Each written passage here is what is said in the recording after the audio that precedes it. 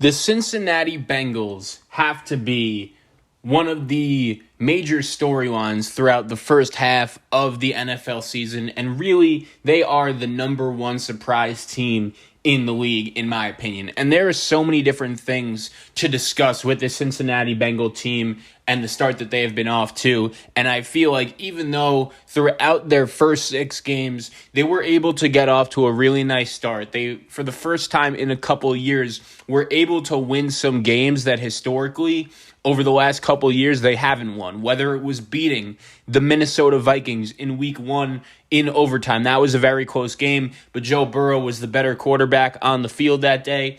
He was able to make enough plays and lead the Bengals to victory. The game even against the Jaguars. They were down 14-0 at halftime during that Thursday night game, and they were able to find a way to win that one. And then on Sunday, after, let's face it, I was impressed with the Bengals going into Detroit and beating the Lions, because that was the game after Dan Campbell got on the podium. Remember when the Lions lost that devastating, heartbreaking game to the Minnesota Vikings on a 54-yard field goal? You really thought that was going to be the first time all season that the Lions got that win. They were really excited to get. They still haven't gotten it yet, unfortunately. I did like the effort they showed against the Rams, but unfortunately for them was just not enough. So I thought the Bengals were actually going to be a little bit vulnerable going into that game against Detroit, but quite frankly, it was the opposite. The Bengals just kicked the Lions behind from start to finish in that one, and then all of a sudden you turn around and you realize, wow, the Bengals right now are 4-2 going into this huge game in the division against the Baltimore Ravens. And the Ravens have been a team that a lot of people, including myself, have really hyped up over the last couple weeks just because Lamar Jackson was playing incredible football. We saw what he was able to do on that Monday night game against the Indianapolis Colts, leading the Ravens to a comeback victory that in the first half, the Colts were playing so well. They were just the much better team than the Ravens. I really didn't know if Lamar would be capable of getting the job done. He's able to lead the Ravens back from a 16-point deficit in that game, and the Ravens win that one. The following week, they play the Chargers, and that's a Charger offense that was absolutely humming going into that game. Brandon Staley has been the coach that so many people have really been impressed with of the first-year guys. He has the Chargers playing very aggressive football, and the Ravens were the first team that really made the Chargers pay for those decisions, going for it on a handful of fourth downs. And the Ravens, honestly, going into this game against the Cincinnati Bengals, keyword going into, they had a case to declare themselves as the best team in the AFC. But Joe Burrow, Jamar Chase, and the Cincinnati Bengals really did have something to say about that, because the Bengals won this game and dominated from start to finish. I know it was close, but really, throughout the first 2.5 quarters of this game, it really appeared to me that Joe Burrow was the better quarterback and the Bengals were the better team in this one. I was so impressed with the command that Joe Burrow has taken of the Cincinnati Bengal team. And keep in mind, Joe Burrow is doing this, right? He's having a phenomenal season. I firmly believe he is right now in the MVP conversation. That's how good of a season he has had so far. I really do think that people, they're forgetting that not only did Joe Burrow suffer a devastating knee injury last year, it was in November. It was pretty late in the season, and this guy already has, it looks like he's fully recovered. I know he hasn't, but he's playing at an elite level, and he has the Bengals right now. If the season ended today, they would be the number 1 seed in the AFC. He has 17 touchdowns, 8 picks, a 108.9 quarterback rating, which is up from his 89.8 rating from last year. That is what you want to see from your young quarterback. You want to see your young quarterback improve and get better throughout time. But when they suffer a gruesome knee injury, and let's face it, the Cincinnati Bengals historically have not been the best place where young quarterbacks, especially who are drafted number 1 overall, go to succeed. We all remember when Joe Burrow got drafted, the Carson Palmer comparisons, but he is so good that he has led the Cincinnati Bengals throughout 7 weeks to the number 1 seed in the AFC. They are sitting at 5-2, and they have played phenomenal football. And one L I really have to take is on draft night.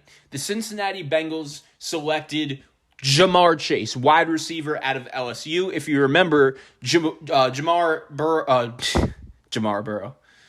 Chase and Joe Burrow actually played on the same college team with Justin Jefferson, with Clyde Edwards-Helaire. Ironically enough, Ed Orgeron was the head coach, and he was just fired from LSU. If you haven't seen that story yet, you should. Just some absolutely crazy things apparently going on at LSU practice over the last couple of years since that national championship was won. But we watched that team with Burrow, Chase, Jefferson, and that was legitimately one of the best teams in the history of college football. Definitely one of the best teams in college football since I've started watching.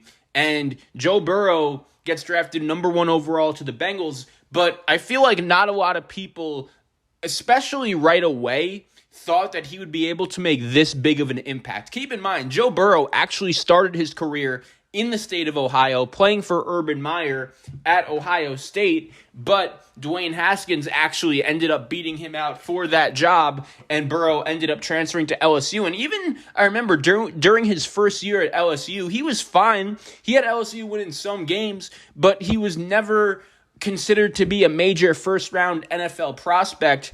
And then Joe Brady comes in, and he has Joe Burrow as the best quarterback in college football, and he put together one of the best seasons in college football history. But the Bengals had a decision to make, right? They had Jamar Chase on the board. They even had Jalen Waddle from Alabama, who went to the Dolphins, and Devonta Smith from Alabama, who went to the Philadelphia Eagles. And they had Penei Sewell from Oregon, who many people going into the draft considered to be a guy who was a once-in-a-generation type prospect at left tackle. Sewell and Chase had the one thing in common of both sitting out the 2020 college football season due to COVID. And Joe Burrow, it's apparent, he really wanted the Bengals to draft his guy, Jamar Chase. And that was hard for me to accept because even though the Bengals didn't have elite weapons, they drafted a wide receiver along with Joe Burrow in 2020 in T. Higgins. He looks like he's a pretty solid player. They also have Tyler Boyd, a receiver I really like. Joe Mixon is a nice running back weapon in the backfield. And Jonah Williams, the left tackle Cincinnati drafted a couple years ago, he was banged up his rookie year. I didn't know if Cincinnati would be able to rely on him on a consistent basis. So I really thought the Bengals, especially when you consider that Joe Burrow was coming off a bad knee injury where he got popped pretty good by Chase Young. It wasn't a dirty hit, but his knee just got bent in some bad directions. And Burrow has taken some really big hits since he's gotten to the NFL. Not going to lie, there were some people drawing some comparisons to Andrew Luck when he started his career with the Indianapolis Colts. He was obviously playing some great football, but the Indianapolis Colts, for some reason, didn't make it a priority to protect one of the best quarterback prospects we've ever seen, a guy who is a once-in-a-generation talent like Andrew Luck, and I don't think Joe Burrow is that far off. Like, the Colts really failed to protect him, and I thought with the draft pick of Jamar Chase, the Bengals were going to do the same thing, and Joe Burrow, considering he got a knee injury his first year, I really didn't think the future was going to be bright, and I just thought he would just get killed.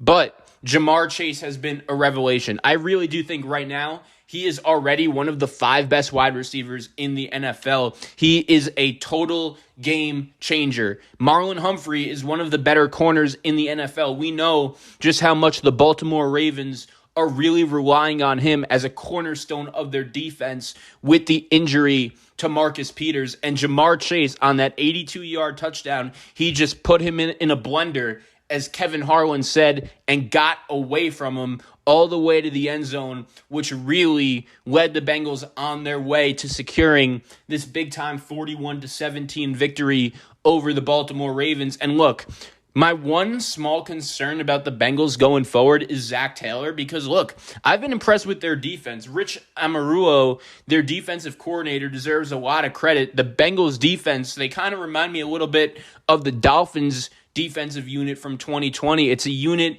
that has some big names. They have probably the best safety combination in the NFL with Jesse Bates and Von Bell, bringing in Trey Hendrickson from the Saints, bringing in Larry Ogunjobi from the Saints as well. The Bengals, along with their linebackers in Logan Wilson and Jermaine Pratt, they have some guys on the defensive side of the ball, which has kept them in a lot of games, only holding Lamar Jackson, a quarterback that going into this game I thought was firmly in control at the top of the list in terms of MVP candidates. If you would have asked me actually going into this game against the Bengals, who I would have voted for in terms of the MVP going into this season, my answer actually would have been Lamar Jackson. Well, the Bengals defense did a pretty good job shutting down that discussion as they were really able to contain Lamar, only holding the Ravens to 17 points. And right now, Joe Burrow and Jamar Chase remind me of Ben Roethlisberger and Antonio Brown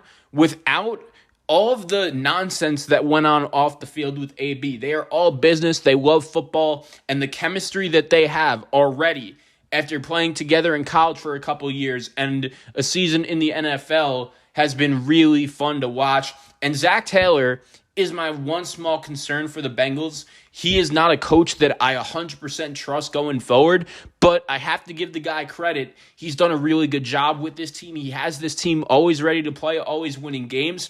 The frustrating part in the Bengals' losses, especially in the one against the Green Bay Packers, was his decision-making wasn't great. Even in that week 1 game against the Minnesota Vikings, I didn't necessarily know if he knew what he was doing in terms of some fourth down decisions there.